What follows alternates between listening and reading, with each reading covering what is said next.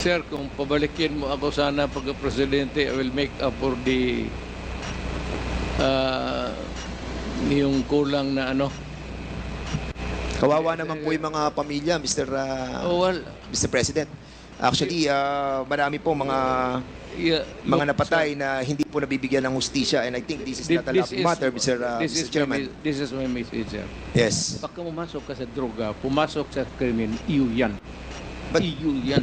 yes, but Mr. President, you manifested. Yes. And they heard me say that do not do it because I will kill you. Yeah, but Dahilan sa Tagalog po ang inyong opening remarks, hayaan po niyo ko na mag-English naman. Sapagkat mayroong isang abogado dito, ininsulto ang isang member ng Quadcom na hindi raw marunong mag-English. Gusto ko pong sabihin sa abogadong yan na ako po ay marunong mag-English.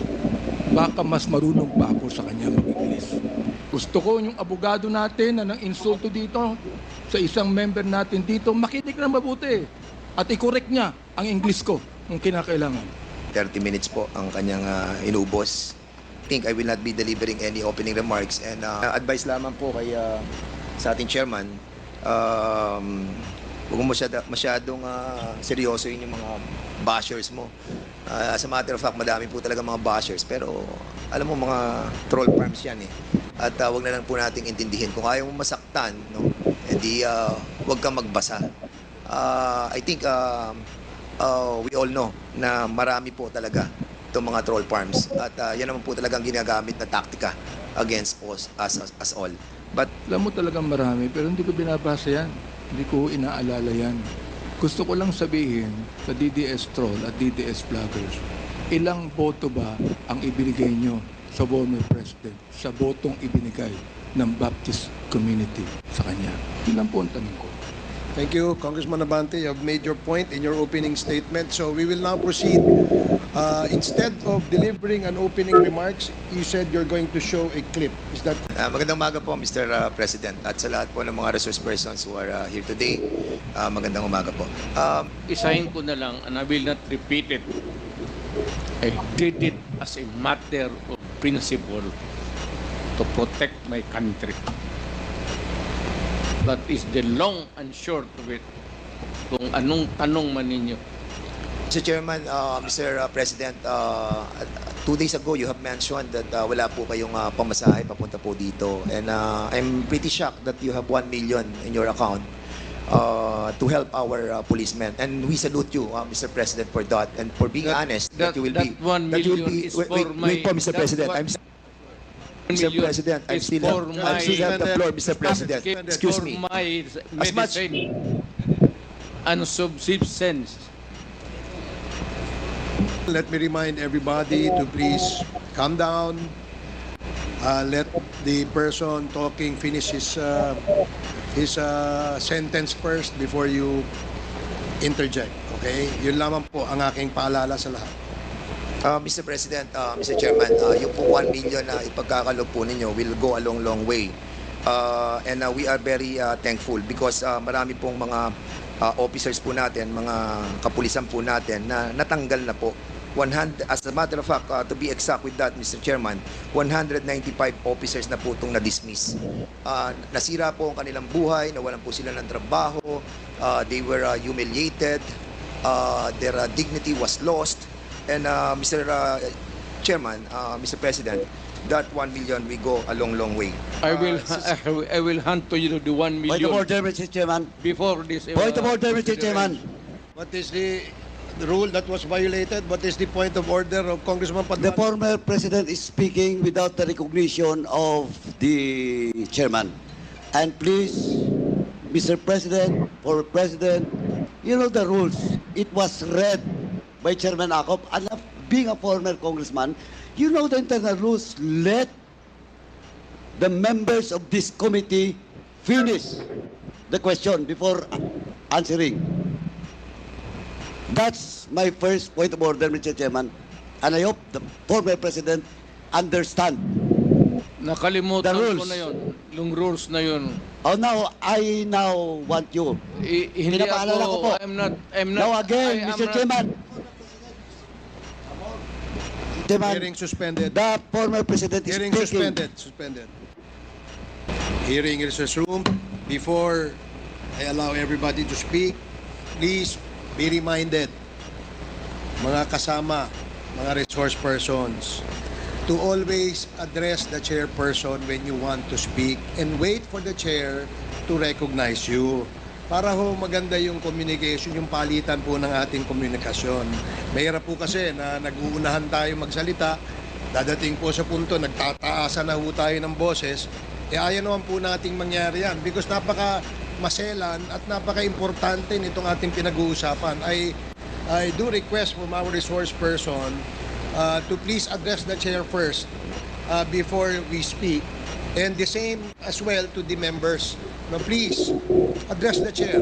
Let me be the traffic enforcer here para malinaw at maayos ang ating hearing sa ngayong umaga. Mr. Chairman. Now we will now proceed with Congressman Dan Yes. Fernandez. Mr. Chairman. Wait for the chair to recognize you first, please. I'm sorry, Mr. Chairman. Ulitin Sige po. po, Okay. please wait for the chair to recognize you before you speak. Now you are recognized, Congressman Dan Thank you, Fernandez. Mr. Chairman. If you work for a government, there are rules to be followed. It is not just because you are a policeman that you're always correct. It is not safe to say that you are a mayor that you are always correct, that you rule the city by your own. Maraming nagkakamali, and there must be a reason for their dismissal. There cannot be a dismissal without a lawful ground. Kung napaalis yan, sir, meron talagang kasalanan. Hindi mo pwedeng basta i-dismiss mo lang yung pulit. But you made the promise, Mr. President, that sagot nyo sila. Sagot ko, At after 6 years, ngayon lang po tayo magbibigay ng tulong para po sa kanila. hindi. The record will show, Mr. President. Hindi mo, yan ang record. Hindi, walang record ng bigas, pati pera. No, Mr. na President. binigay ko What sa I'm trying to pamilya say, nila. the record will show that wala pong tulong natanggap ang lahat ng ito. Hindi po ako nagsasalita nito, Mr. President. Ang nagsasalita po nito ay si Chief PNP Marbil.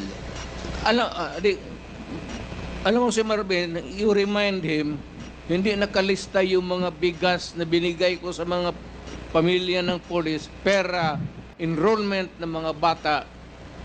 Hindi nakalista dyan. You Mr. President. remind that Marbil, ito, huwag kang maniwala dyan kay Marbil. Wala ka dyan.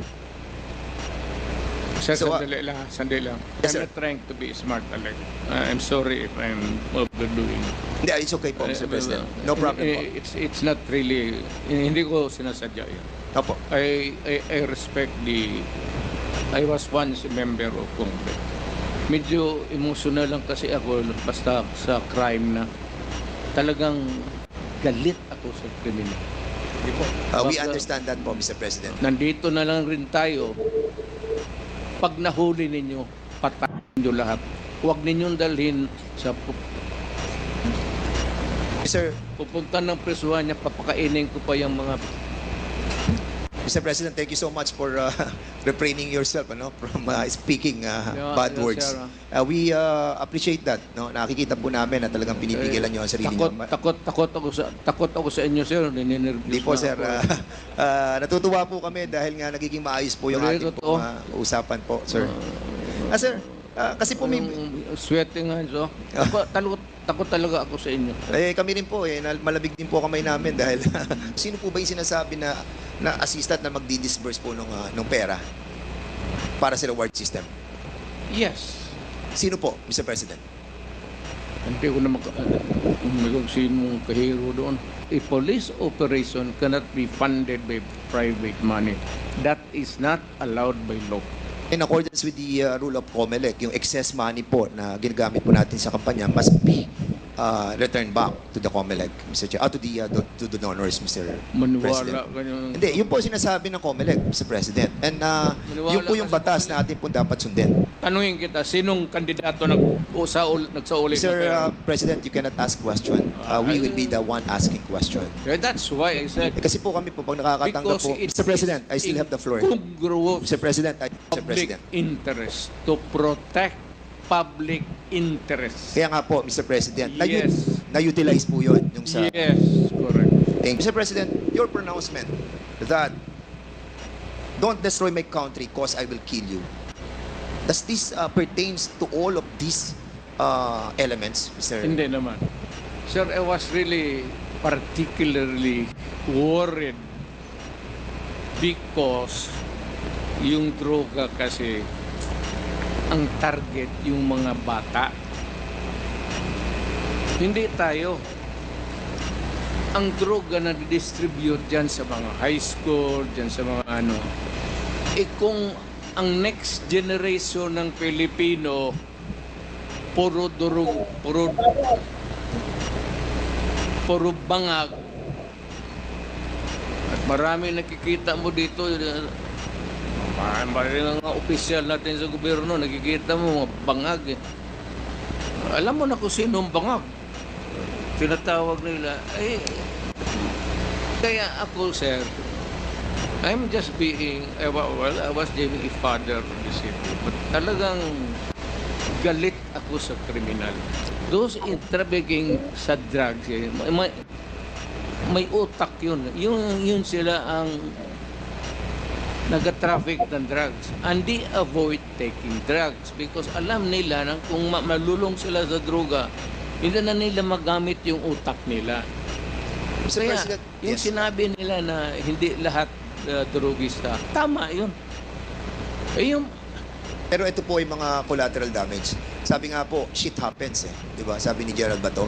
So, if ever that meron pong collateral damage, meron pong mga shit happens, will you consider this as a failure of the war on drugs? Hindi, sir. I would say that it was a maybe unnecessary. Lumaban po sila? Or pinatay nyo silang walang laban? Sinabi ko sa kanila, Hindi, sir, Mr. President, pinatay nyo po ba siya ng walang laban or lumalaban po sila? hindi, lumalaban. Kasi, So- kasi pag raid, siyempre, agawan ng kung anong mapupulot nila. Pero kung lumaban, pasensya tayo. So, ito po yung namamatay, binabayad po 20,000 to 1 million. Hindi yan, sir. Ganito yan. Hindi, yun po ang tanong ko, Mr. President. Hindi, ganito nga. Sige po. Ito na yung answer ko eh. Sige po. Yung may police operation, alam ng police lahat yan, pinupunduhan ko yan. O ito, for a particular project. Pagka na-accomplish nila yan, sir, may sobra, magsabi ang police officer o lead official, sir, may sobra, hindi na ubos yun. Hindi na yan. For the boy. And you have spoken about the reward system. And sinabi nyo, patay o buhay? Patay, better. Buhay, okay lang. Correct. Yes, so ibig po sabihin ay mas okay sa inyo kapag patay. Mas maganda kung patay, sir. And that's the reason why we are trying to encourage our citizens to kill all those addicts. No, not addicts. To kill the criminal. Not addicts because addicts are victims